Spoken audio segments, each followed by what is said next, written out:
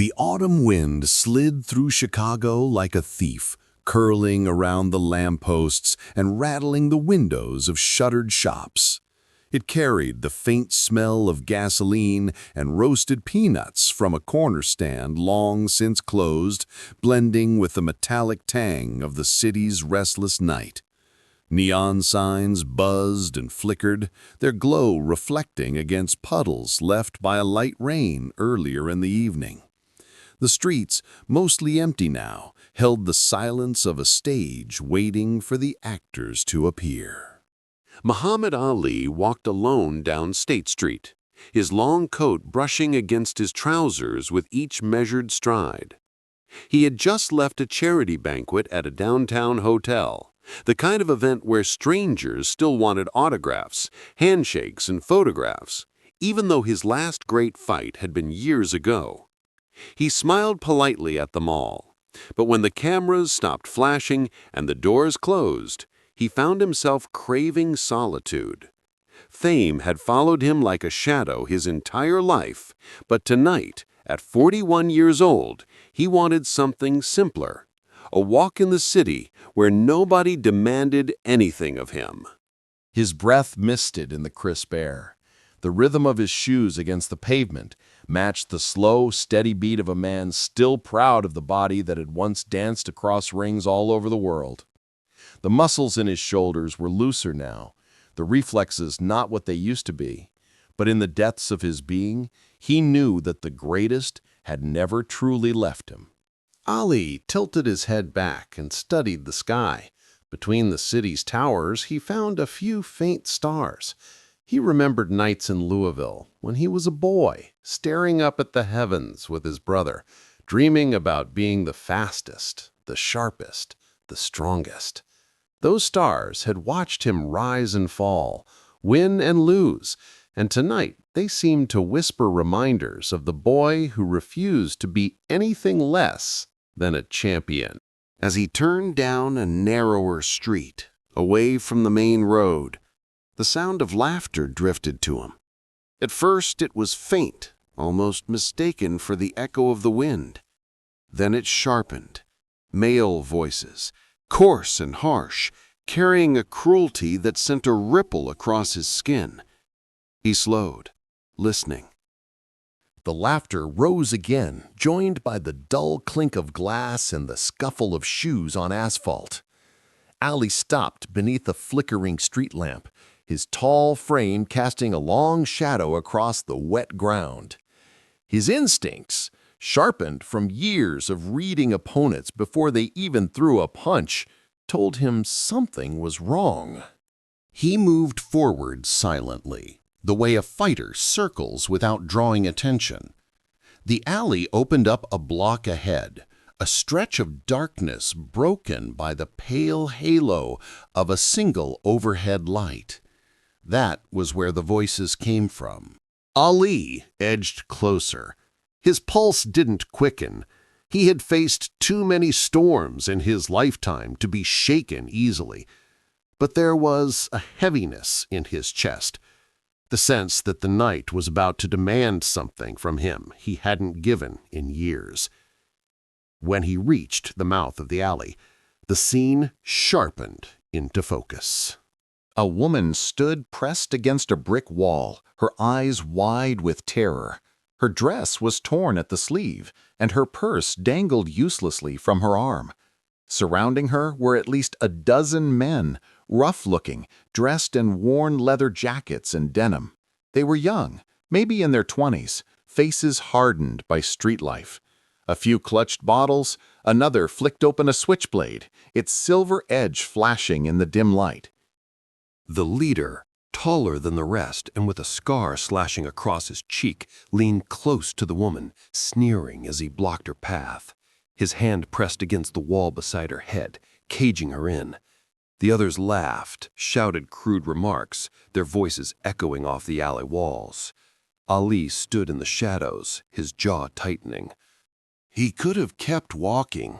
The easy thing, the safe thing, was to turn away, to let the night swallow this ugliness without dragging himself into it.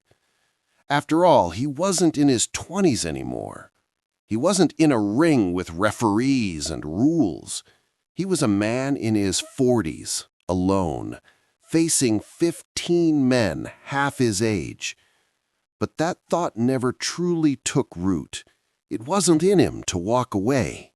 He stepped forward, his footsteps deliberate, carrying the weight of a man who had been a champion not just of boxing, but of dignity and justice. The sound reached the gang before his figure did. The laughter faltered. Heads turned. The woman's eyes darted past the men and landed on Ali. At first, confusion flickered there, then recognition. Her lips parted, but no sound came out. The leader narrowed his eyes at the approaching figure. "Who the hell is this?" he muttered, straightening up. Ali walked into the light, his face revealed beneath the dim glow of the street lamp. The lines around his mouth spoke of battles fought, victories won, and years carried with pride. His voice, deep and calm, cut through the air like a bell. "Evening, boys," he said. "Looks like y'all picked the wrong night for trouble." The gang burst into laughter again, though thinner now, tinged with unease. One of them elbowed another and whispered, "Ain't that Ali? Ain't that the champ? Man, the champ's old. Look at him. He don't scare nobody no more." But their leader didn't laugh. He studied Ali with narrowed eyes, as if measuring the weight of the legend before him. Ali's gaze didn't waver.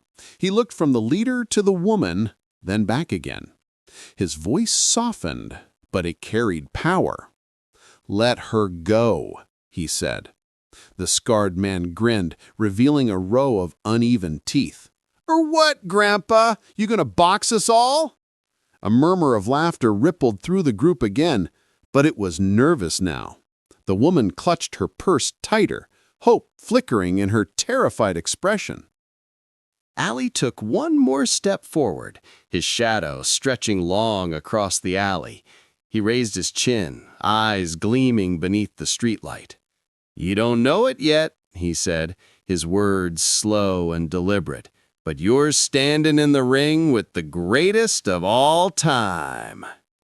The alley fell silent for a heartbeat, and then the first thug stepped forward, cracking his knuckles, ready to test the claim. The first thug swaggered forward, a bottle dangling loosely from his hand. His boots scraped against the wet pavement, echoing in the narrow alleyway. The rest of the gang hooted and jeered, their laughter bouncing between the brick walls. "Come on, old man," the punk sneered. "Let's see what you got." Muhammad Ali didn't move. He just stood there, his long coat swaying slightly in the breeze, his expression unreadable. His eyes, however, told a different story, sharp, alive, predatory.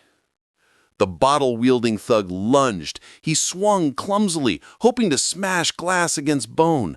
But Ali shifted to the side with the elegance of a dancer. The bottle whooshed through empty air. In that fraction of a second, Ali's right hand snapped forward. Pop!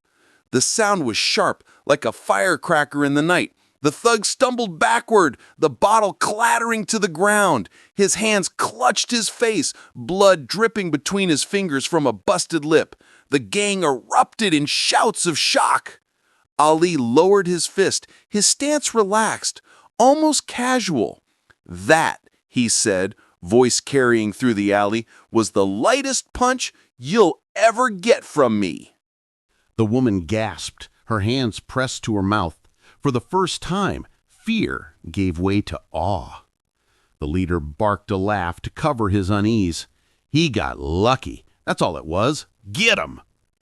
3 more men stepped forward.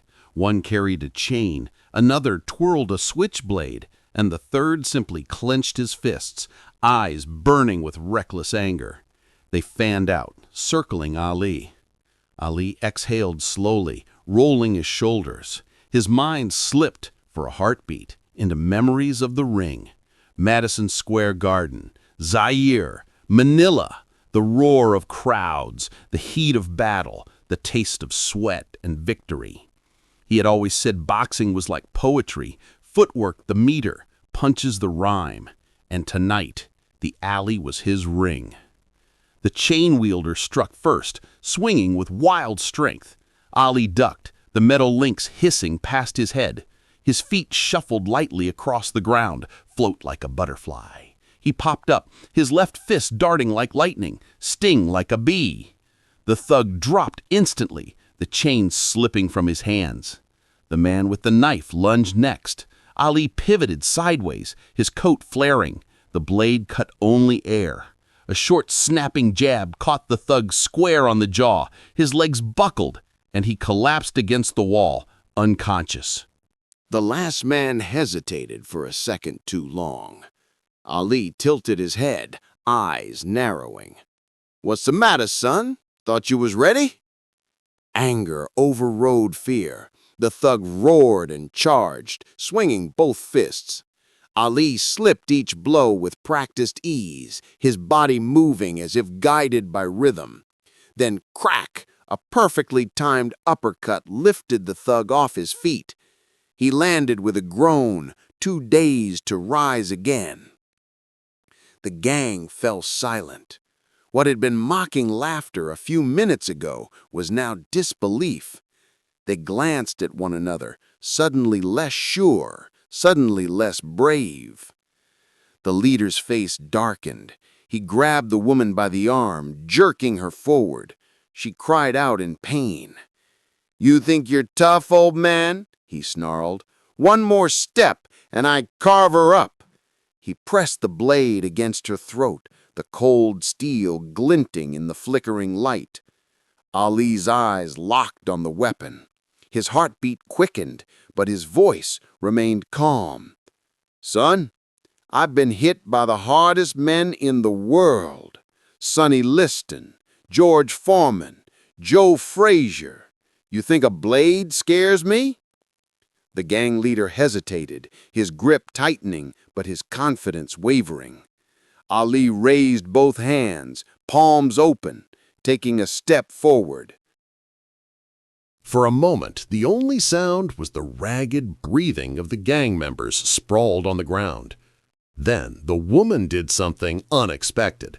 She kicked backward with all her strength, slamming her heel into the leader's shin.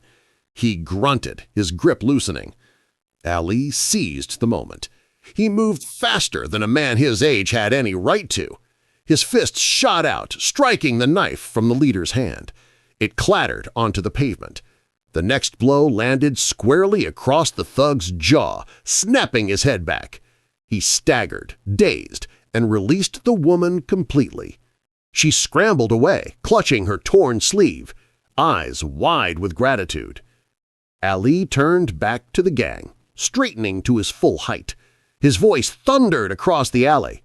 "Now it's just you and me, boys, and I don't plan on losing." The gang leader staggered backward from Ali's punch, his jaw throbbing, his pride wounded deeper than the cut on his cheek. He spat blood onto the ground and wiped his mouth with the back of his hand. The knife lay at his feet, useless now, its glint swallowed by the shadows. Around him, his crew shuffled nervously. Some nursed swollen jaws, others glared at Ali with a mixture of fear and rage. The woman huddled near the alley wall, hugging herself tightly, her wide eyes darting between Ali and her tormentors. Ali didn't move toward them. He didn't need to. His presence filled the space, his shoulders squared, his gaze unflinching. It was the same presence that had made giants tremble in the ring, the same aura that had bent crowds of thousands to silence before erupting in thunder. The leader broke the quiet first. His voice was rough, but beneath the bravado there was something trembling. "You think you're a hero, huh? Some washed-up boxer playing knight in shining armor?" Ali smiled faintly, tilting his head. "Washed up?" he repeated, his voice smooth as silk. Boy, I was fighting before you could spell your own name. I was floating around the ring when your mama was rocking you to sleep. A ripple of laughter, uneasy, nervous, ran through the gang. Even in the face of danger, Ali's words carried that old magic, that rhythm of poetry wrapped in arrogance and truth. The leader growled. His pride stung again. Don't matter who you were. This ain't no ring. There ain't no ropes. There ain't no ref to save you. Ali stepped forward, the light catching the determination in his eyes. You right, there ain't no ropes here. No bell, no ref. Just you, me, and the truth. He raised a hand, pointing a finger at the leader. And the truth is, you boys don't stand a chance. The woman, still pressed against the wall, let out a sharp breath.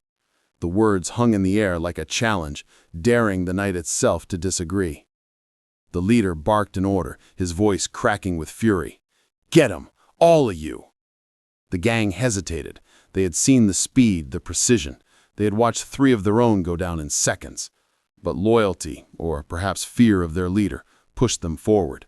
One by one, then in 2s and 3s, they closed in on Ali. Ali loosened his coat, letting it swing open. He shifted his stance, his feet sliding lightly across the pavement.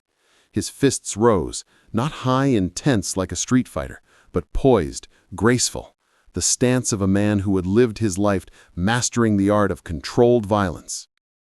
"You boys are about to learn," he said, voice rising above the shuffle of feet, "that the streets ain't no safer than the ring when Muhammad Ali's in 'em." The first thug lunged. Ali sidestepped, snapping out a jab so quick it was almost invisible. The man's head snapped back, and he fell into the arms of another charging behind him. 2 more came from the left. Ali ducked, spun, his fists tapping them both in a rhythm that sounded like drum beats against the night. One dropped to a knee, dazed, while the other stumbled back, clutching his eye. The woman gasped again, her fear giving way to astonishment. She was watching not just a fight, but a performance, a dance of speed, grace, and devastating precision. The leader watched too, jaw tightening as his crew fell one after another. His voice grew more desperate. "Don't just stand there, take him down!" But Ali was already in motion. He moved like a shadow, slipping between attacks, his fists punishing but never wasted. Each blow was measured, each movement calculated. He wasn't a wild brawler. He was a master, painting violence with the elegance of art. As another thug crumpled at his feet, Ali straightened, sweat glistening on his brow, but his breathing steady. He raised his fists and called out, his voice echoing through the alley. "I told the world I'm the greatest, and I don't lie." For a heartbeat, no one moved. The gang stood frozen, their courage breaking, their unity splintering. Some glanced toward the mouth of the alley, calculating escape. The leader saw it too, and rage flared in his eyes. He couldn't let them see fear. Not now. Not when everything hung on his reputation. He stepped forward, fists clenched, glaring at Ali. "This ain't over, champ. You and me, we finish this." Ali smiled, slow and confident, as though he'd been waiting for those words all night. "That's what I've been waiting to hear." The alley fell silent again, the air thick with tension. Around them lay the groaning, beaten bodies of the fallen. The woman pressed her back tighter against the wall, her eyes locked on the 2 figures now facing each other. One was a street thug desperate to prove himself. The other was a legend. The alley was quiet now, save for the soft drip of water from a broken pipe and the distant hum of the city. The street lamps flickered, casting long, wavering shadows across the scattered debris of a battle fought and won. Broken glass and toppled trash cans lay like trophies of the night, silent witnesses to the chaos that had erupted just moments before. Muhammad Ali stood tall in the middle of the alley, coat slightly rumpled, fists still lightly clenched. His chest heaved from the exertion, but his eyes shone with the same fierce light that had captivated millions around the world. Around him, the gang lay either groaning in pain or had already fled, their arrogance shattered, their unity broken. Even the leader, scarred and humiliated, had slunk away into the shadows, too stunned to continue the fight. The woman stepped cautiously from the corner where she had cowered, her hands trembling as she clutched her purse. Her eyes, wide and shining, met Ali's. I can't believe you did that," she whispered. Her voice was still shaky, but it carried a note of awe. Ali offered a small, reassuring smile. His voice was calm, yet warm. "Ma'am, it was nothing. You just needed a little help. That's all." She shook her head, tears welling in her eyes. "It was more than nothing. You saved me." Ali shrugged lightly, as if trying to downplay what he had just done, but his presence was impossible to ignore. "I've spent my life in the ring, lady. Some fights are in front of crowds, some are in dark alleys. Tonight, this was mine." The gang members were nowhere to be seen. They had run, terrified, leaving behind the echo of their own laughter turned into panicked shouts. Ali's speed, his precision, and the sheer force of his reputation had done what words alone never could. They had turned fear back on the aggressors. The woman finally stepped closer, hesitating for a moment, then extended her hand. Ali took it gently, steadying her. "Thank you," she said softly, her voice full of gratitude. Ali nodded, the corners of his mouth lifting slightly. "Just remember, you don't have to face the world alone. Sometimes the fight shows up in unexpected places." For a long moment they stood there, the sounds of the city around them a quiet counterpoint to the storm that had passed. Then, as police sirens echoed faintly in the distance, Ali loosened his stance, straightened his coat, and gave the woman a final, reassuring nod. "I'd stay, but some nights are meant to end quietly," he said. He turned, walking back down the alley with the confidence of a man who had done what was right, leaving behind a scene of broken threats and restored safety. The woman watched him disappear into the night, her fear replaced by awe and gratitude. The streets were still dangerous, and shadows would always linger, but tonight one man had stood up, and the darkness had faltered. Muhammad Ali had walked alone into a fight he didn't seek, yet he left the alley victorious, not for fame, not for glory, but because it was the right thing to do. He had proven, once again, that courage and heart were the true measure of a champion. And somewhere in the quiet hum of the city, the legend of the greatest lived on.